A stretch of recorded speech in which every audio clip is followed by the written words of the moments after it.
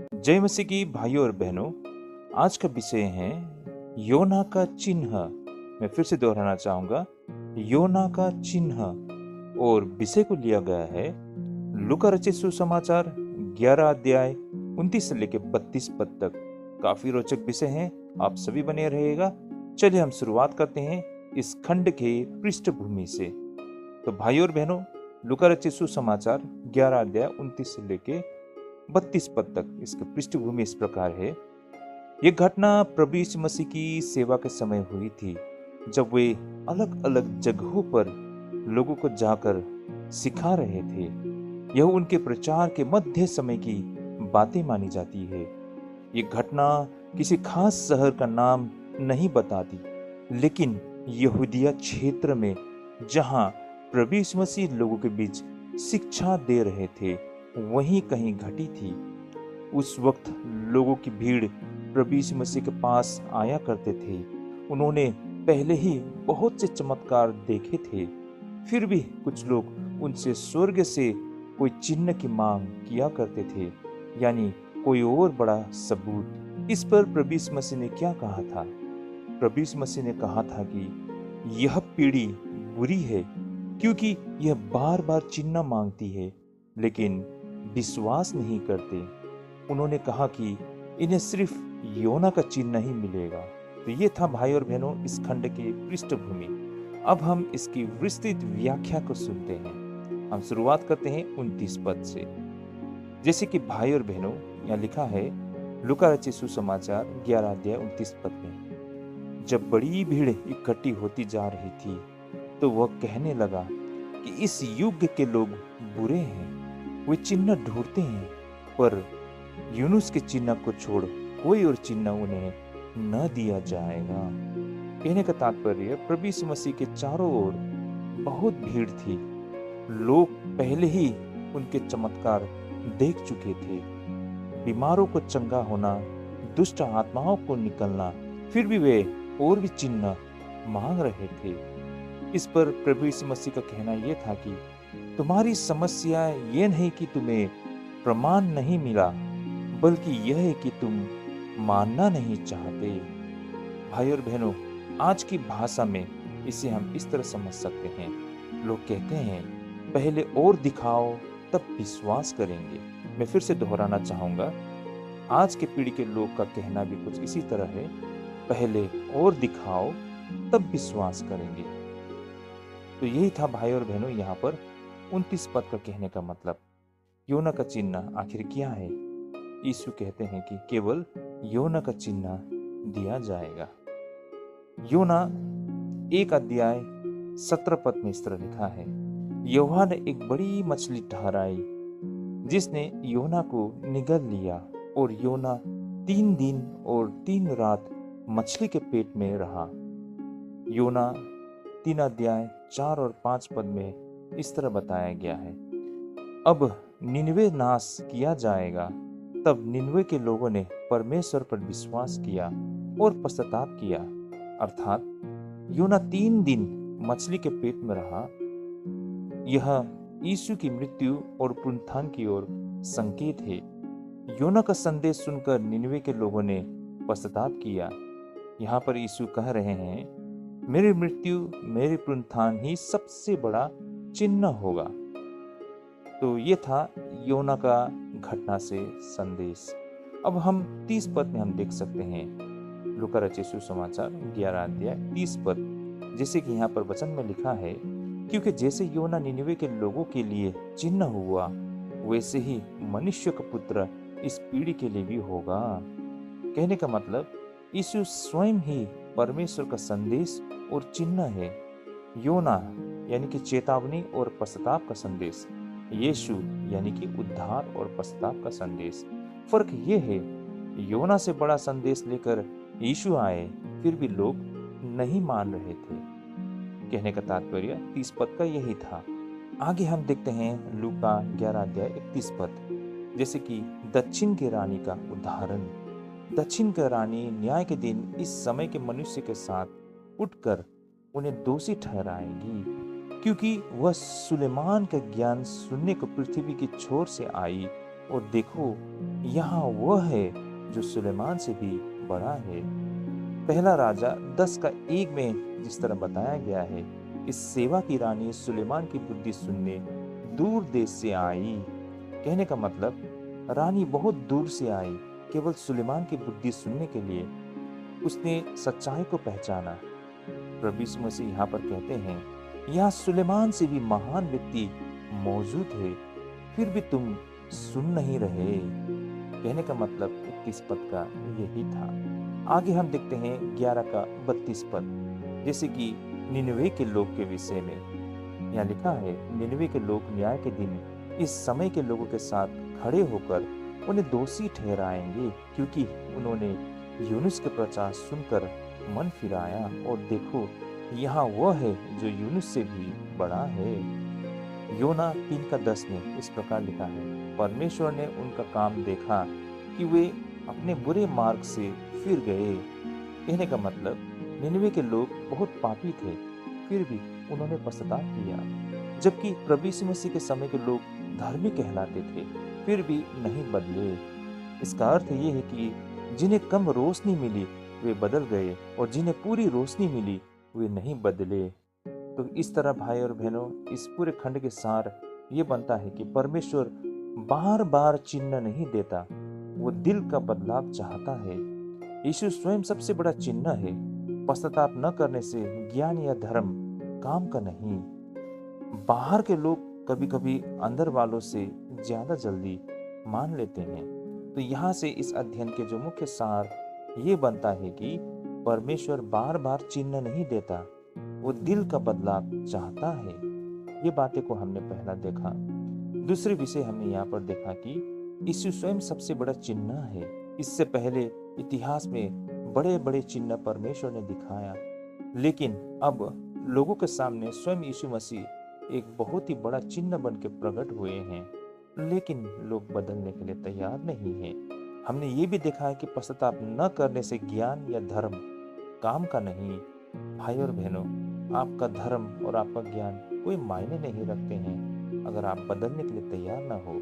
और हमने आखिर में देखा है कि बाहर के लोग कभी कभी अंदर वालों से ज्यादा जल्दी मान लेते हैं, और आज के समय में भी यही होते हुए हमको दिखाई पड़ते हैं। पैदाइशी ईसाई लोग आज बदलने के लिए तैयार नहीं है, बस वे अपने मस्त दुनिया में व्यस्त है। लेकिन जो आजकल हाल ही में प्रभु में आने वाले लोग जीवित और परमेश्वर के प्रति समर्पित दिखाई देती है। तो कई समय पर पुराने विश्वासी कहलाने वाले लोग अब भी सोए हुए हैं, लेकिन नए विश्वासी जो परमेश्वर के मार्ग पर चल के आगे निकल चुके हैं। ये फर्क हमें इस संदेश से भी साफ साफ दिखाई पड़ती है। तो भाई और बहनों, इस तरह हम लूका रचित सुसमाचार 11 अध्याय 29 से लेकर 32 पद में हम बहुत कुछ सीख पाते हैं। उनमें से सबसे प्रथम ये है कि विश्वास चिन्हों पर नहीं, आज्ञाकारिता पर आधारित होता है। प्रभु यीशु मसीह के समय के लोग बार बार चिन्ह मांग रहे थे, जबकि वे पहले ही बहुत कुछ देख चुके थे। हमने देखा है 11 का 29 पद में, ये पीढ़ी बुरी है, ये चिन्ह ढूंढती है।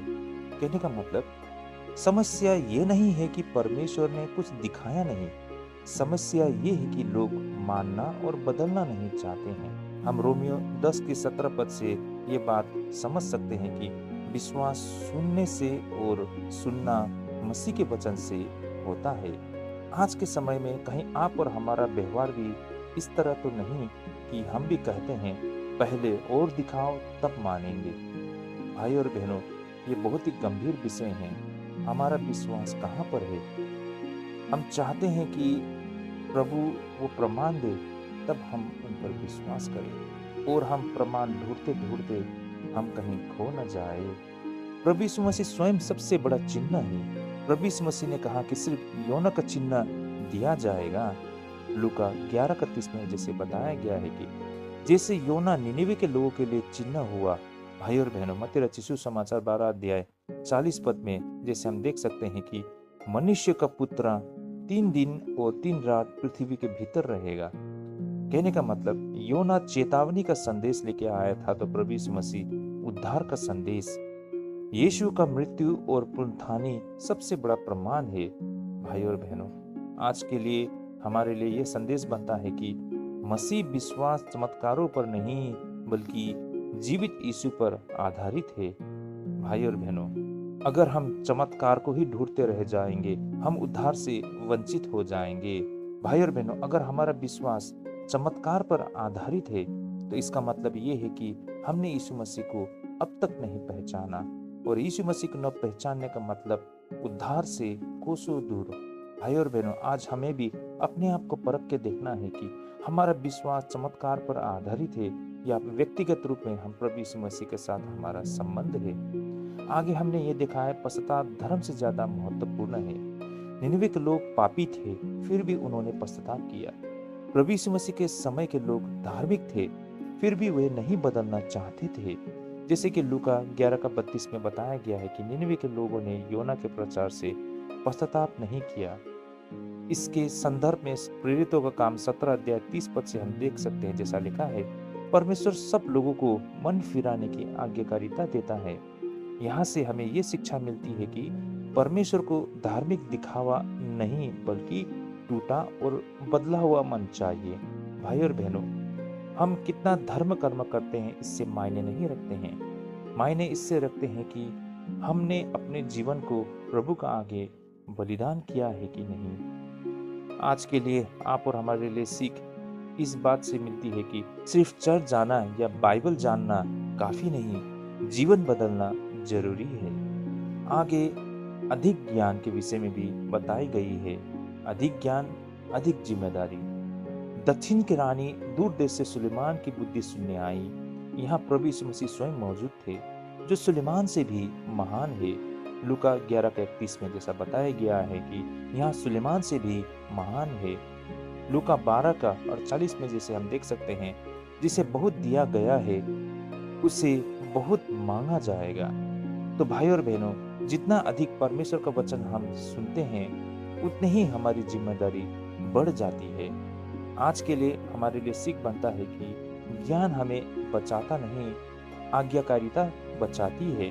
तो भाई और बहनों, बहुत सारे लोग बाइबल के ज्ञान को बटोर तो लेते हैं लेकिन उन वचनों को पालन नहीं करते हैं। तो भाई और बहनों, उनका ज्ञान होने का कोई मायने नहीं रखती है। यही कारण आज्ञाकारिता ही परमेश्वर को प्रसन्न कर सकती है। परमेश्वर की आज्ञा तोड़कर इंसान ने पाप किया है, फिर वही इंसान परमेश्वर की आज्ञा का पालन करके प्रभु को संतुष्ट कर सकते हैं। बाहर के लोग अंदर वालों से पहले विश्वास कर सकते हैं। जैसे कि हम देख सकते हैं, यीशु ने कहा कि निनवे के लोग और रानी न्याय में उठकर इस पीढ़ी को दोषी ठहराएंगे। जैसे मत्ती 21:31 में हम देख सकते हैं, चुंगी लेने वाले और वेश्याएं तुमसे पहले परमेश्वर के राज्य में जाएंगे। ये स्वयं प्रभु यीशु मसीह ने कहा था कि ऐसे लोग परमेश्वर के राज्य में उन धर्मी कहलाने वाले लोगों से पहले जाएंगे। इसका कारण क्या है, हमने यहाँ पर साफ साफ देखा है। कहने का मतलब, जो खुद को बड़ा धार्मिक समझते हैं अक्सर वही नहीं मानते हैं। आज के लिए आप और हमारे लिए सीख ये बनता है कि घमंड विश्वास की सबसे बड़ी रुकावट है। अगर अपने आप को जो कोई धर्मी समझते हैं और महान समझते हैं, ऐसे लोग प्रभु से कोसों दूर होते हैं। लेकिन चाहे आप कोई भी हो, अगर आप नम्र होकर प्रभु के आगे आके अपने आप को समर्पित करते हैं तो परमेश्वर के बाहें ऐसे लोगों के लिए हमेशा खुला रहता है। आगे परमेश्वर की आवाज को टालना खतरनाक है। जैसे कि निनिवे के लोगों ने तुरंत पश्चाताप किया, रानी ने तुरंत प्रतिक्रिया दी। जैसे कि 2 कुरिन्थियों 6:2 में बताया गया है, अब ही उद्धार का दिन है। और इब्रानियों 3:15 में, आज यदि तुम उसकी आवाज सुनो, तो कहने का मतलब परमेश्वर की बात को टालना आगे चलकर न्याय का कारण बन सकता है। तो भाई और बहनों, आज के लिए सीख, जब परमेश्वर बोले आज ही मानो, उसे तुरंत मान लो। परमेश्वर वचन के द्वारा आपसे बातें करते हैं, उन वचनों को तुरंत पालन कीजिए। तो भाई और बहनों, इस तरह मुख्य बातों का सार ये निकलता है कि चिन्ह नहीं, मन का बदलाव चाहिए। हमने देखा है कि यीशु सबसे बड़ा प्रमाण है और पश्चाताप के बिना उद्धार नहीं मिलती है। और उसी तरह हमने यहाँ में ये भी सीखा है कि ज्यादा ज्ञान ज्यादा जवाबदेही होती है। यही कारण हर एक को जितनी ज्ञान प्राप्त होती है उससे बढ़कर उसे पालन करने में हमें जोर देनी चाहिए। घमंड विश्वास को रोकता है। जो कोई घमंड करता है वो परमेश्वर से कोसों दूर होती है। विनम्रता और जो कोई समर्पित होते हैं परमेश्वर उन्हें अंगाल लेते हैं। उसी तरह आखिर में हमने ये भी देखा है कि आज्ञाकारिता में देर करना बेहद खतरनाक है। इस तरह भाई और बहनों, ये अंतिम संदेश लूका 11:29 से लेकर 32 हमें सिखाता है कि परमेश्वर चमत्कार ढूंढने वालों में से नहीं बल्कि सच्चे मन से बदलने वालों से खुश होते हैं। और यूहन्ना 20:29 पद में जैसा बताया गया है, धन्य है वे जिन्होंने बिना देखे विश्वास किया। तो प्रभु आप सभी को ढेरों आशीष करे इस अध्ययन के द्वारा। तो मैं आशा करता हूँ आज के अध्ययन हम सबके आत्मिक जीवन के लिए ढेरों आशीष लेके आएगी। आज के लिए हम यहीं पे स्थगित करते हैं। आइए हम प्रार्थना करते हैं। हे स्वर्गीय पिता, हमारे हृदय को नम्र बना। हम चिन्ह नहीं बल्कि तेरे सत्य को स्वीकार करना चाहे। हमें सच्चा पश्चाताप और बदला हुआ जीवन दे। जब तू बोलता है तो हमें आज्ञाकारी बना। यीशु के नाम में हम ये प्रार्थना करते हैं, आमीन।